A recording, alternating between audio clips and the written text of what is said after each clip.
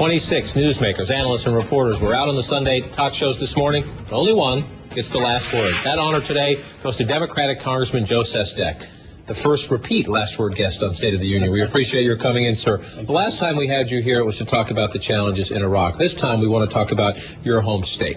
Arlen Specter, a Republican senator, is now a Democratic senator. He switched parties. He now wants to run for re-election as a Democrat. You are considering making that same race. I want to ask you on this day whether you will continue and possibly challenge Arlen Specter. And as you answer, I want you first to listen to Senator Specter this morning on CBS talking about how he's more comfortable now as a Democrat. I was sorry to disappoint many people. Frankly, I was disappointed that the Republican Party didn't want me as their candidate. But as a matter of principle, I'm becoming much more comfortable with the Democrats' approach.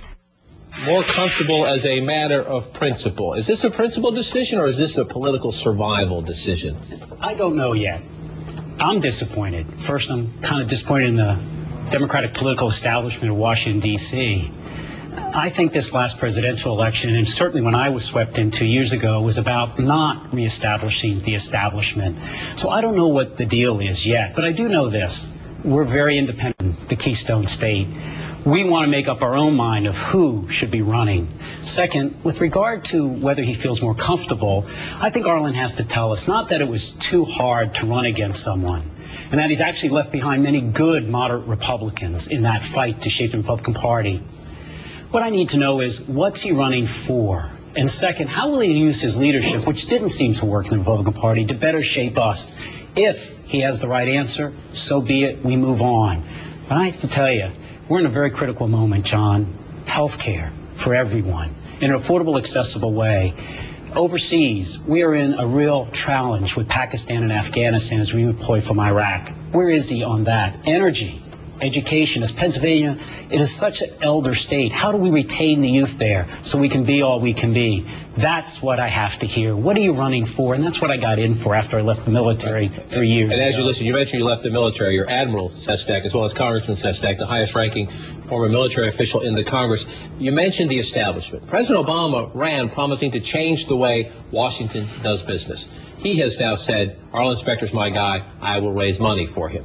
Senator Reid, the Democratic leader in the Senate, has said, Arlen Specter's my guy. I will raise money for him. The Democratic Senatorial Campaign Committee, which generally stays out of primaries, has said, Arlen Specter's our guy. We will raise money for them. Your governor, Ed Rendell, is a Democrat who says, Arlen Specter's my guy. I'll raise money for him. That wrong? Is that politics as usual, or is that President Obama's new way of doing things? Here's what I know. I have respect for all those men. However, I have to go back to my military experience of several decades. In it, we always told the story of George Washington, where the very first medal he gave, a small piece of purple ribbon, which later became the Purple Heart, was directed to be given only to an enlisted man, not an officer, because he wanted to demonstrate that the way to the top in this new American military, as our society, was open to anyone equally. There were no kings and there were no kingers. So my take is, I'll listen. I respect that. But when I got out of the military and wanted to get into politics, someone said, you've got to tell the DCCC. I didn't know what DCCC was. The Democratic Congressional Campaign Committee, I called them and they said, Joe, we don't want you in it. We've got somebody. They called me back the next day, said, we don't want you in it. I said, I wasn't calling to ask, I was calling to inform in a very polite way, and I respect you. So that's my issue is, the president has said he respects Arlen's independence and to disagree. He'll respect mine if that is the case. I know that. We're short on time, so I want to put up a screen because I want you to address your answer to the president and those Democrats who say Arlen Specter's their guy, but also to Democratic primary voters in the state of Pennsylvania. Do you think the person they want as their next United States Senator for 6 more years is someone who, as Senator Specter did, voted yes on the Bush tax cuts, yes to authorize force in Iraq, yes to confirm Chief Justice Roberts, yes to confirm Justice Alito, and just this past week voted no on President Obama's budget? Is that the kind of person you want to sell to the Democratic primary electorate in Pennsylvania? No. And the person who's sitting as you and I speak in Lanark Diner in Upper Darby, Delaware County of my district, I think would say the same thing. Too many jobs have been lost for us to worry about somebody else's job who has switched parties. I don't know for sure it's about political survivability, but I know this. It's not about trying to maintain a legacy or somebody's job. Is he a good enough Democrat? I'm not sure he's a Democrat yet. And that doesn't mean we don't want bipartisanship. My gosh, I wanted a district that was 53% Republican, 36% Democrat.